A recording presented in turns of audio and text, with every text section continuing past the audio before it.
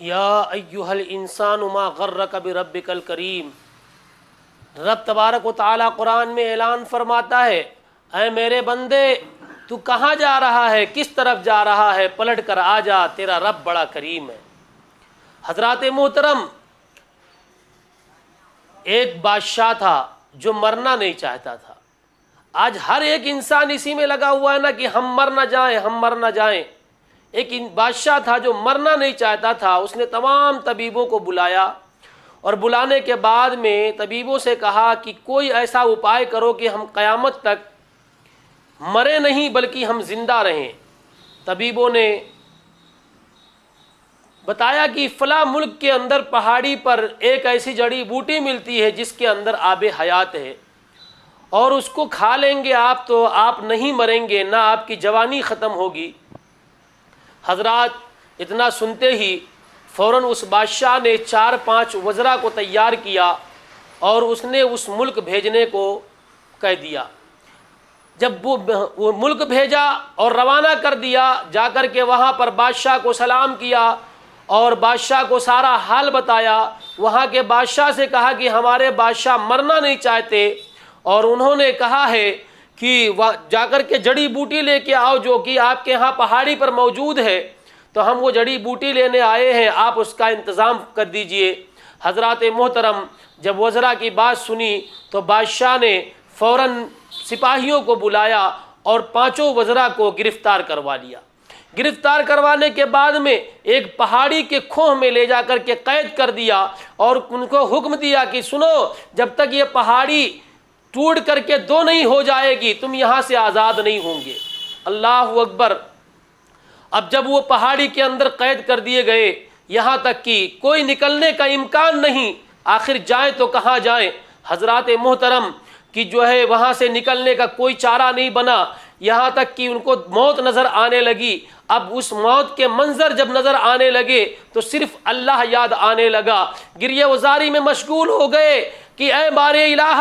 اے مالک و مولا، ہم کو ہمارے خطاؤں کو معاف کر دے۔ آج میں اپنے بچوں سے دور پردیش میں پڑا ہوں، مولا موت کے سوا کچھ نظر نہیں آ رہا ہے، اے الہ العالمین ہماری مدد فرما، پہاڑ کے 2 ٹکڑے فرما دے۔ حضرات محترم 1 دن 2 دن 3 دن تک گریہ وزاری کرتے رہے۔ اللہ کے حکم سے زلزلہ آیا، پہاڑی ہلی اور بیچ سے پہاڑ پھٹ گیا۔ جب بادشاہ نے یہ معاملہ سنا تو فوراً کہا کہ میرے وعدے کے مطابق وہ جو ہے پہاڑی سے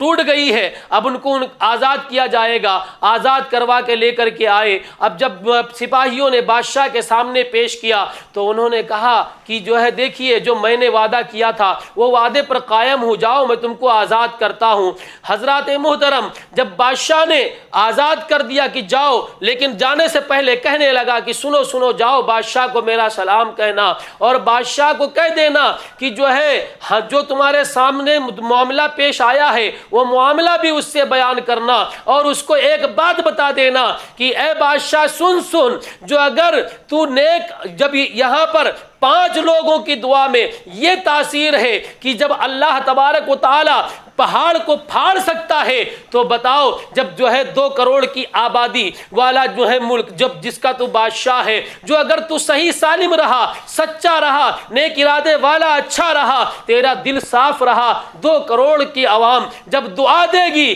قیامت تک تیرا نام زندہ رہے گا، اور جو اگر ان کی بد دعا لے گا تو تباہ و برباد ہو جائے گا۔ پھر کوئی چیز آب حیات نہیں بن سکتی، پھر کوئی چیز زندگی نہیں دے سکتی، تو مر کے بھی فنا ہو جائے گا، تیرا نام لینے والا کوئی نہیں رہے گا۔ حضرات محترم یہی تو وجہ ہے کہ خواجہ معین الدین چشتی رحمت اللہ علیہ کو دیکھ لو، اپنے ہندوستان کے بادشاہ حضرت بادشاہ اورنگزیب کو دیکھ لو، اسی ہندوستان کے بادشاہ خواجہ شمس الدین التمش کو دیکھ لو کہ اتنے پابند تھے کہ فاقے میں رہ کے غریبوں کو کھلانے والے یہ محمد الرسول اللہ کے غلامان ہیں کہ سر پہ تاج ہوا کرتا تھا، اس کے باوجود بھی زندگیاں ان کی حرام کی طرف نہیں دوڑا کرتی تھی، ان کے منہ میں حرام لقمے نہیں جایا کرتے تھے، یہ جو ہے کسی کی طرف نظریں نہیں بڑھایا کرتے تھے۔ حضرات محترم اللہ تبارک و تعالی جو ہے بار بار فرماتا ہے اے میرے بندو جو اگر تم کو دنیاوی اور آخرتی زندگی پسند ہے، جو اگر سرخرو رہنا چاہتے ہو تو میری طرف آ جاؤ۔ لوگوں نماز پڑھنے کے لیے بار کہتے ہیں، بار بار کوئی کہتا ہے کہ نماز پڑھنے چلو، کہتے ہیں کہ نماز ہم کل سے جائیں گے، ہم پرسوں سے جائیں گے۔ جا کر کے قبرستان میں دیکھو کہ کتنے مردے ایسے پڑے ہیں جو کل سے نماز پڑھنے کا وعدہ کرتے تھے مگر آج وہ قبر کے اندر سوئے ہوئے ہیں۔ کہیں ایسا حال ہمارا نہ ہو جائے۔ اللہ تبارک و تعالیٰ سے دعا ہے کہ مالک و مولا ہمیں بھی نمازی بنا، ہمیں بھی پرہیزگار بنا، ہمیں بھی متقی بنا۔ اور اللہ تعالیٰ کا اعلان ہے کہ او لوگوں جو ہے آج ہمارے ماں باپ ناراض ہو جائیں، ہمارے رشتہ دار ناراض ہو جائیں، ہمارے اہل و اقارب ناراض ہو جائیں، جو اگر کوئی ناراض ہو جاتا ہے، ماں سے زیادہ محبت کرنے والا انسانوں میں کوئی نہیں ہے مگر اللہ اکبر، ایک ایسا وقت آتا ہے کہ ہم سے کوئی خطا ہوتی ہے، ماں باپ بانٹ کے الگ کر دیتے ہیں، ہم سے دور کر دیتے ہیں، مگر 60 سال کی عمر تک اللہ کی نافرمانی کرنے والا، 70 سال تک کی عمر تک اللہ کی نافرمانی کرنے والا، اللہ کی چوکھٹ سے دور رہنے والا، جب 70 سال کے بعد میں سمجھ آئی تو جب جا کر کے سجدے میں پڑا اور اللہ سے دعا کی اور رو کر کے آنسو بہائے، اللہ تبارک و تعالی فرماتا ہے فرشتوں گواہ ہو جاؤ، میں نے اس کے 70 سال کے گناہ معاف کر دیے، 70 سال کی خطاؤں کو معاف کر دیا۔ یا ایھا الانسان ما غرک بربک الکریم۔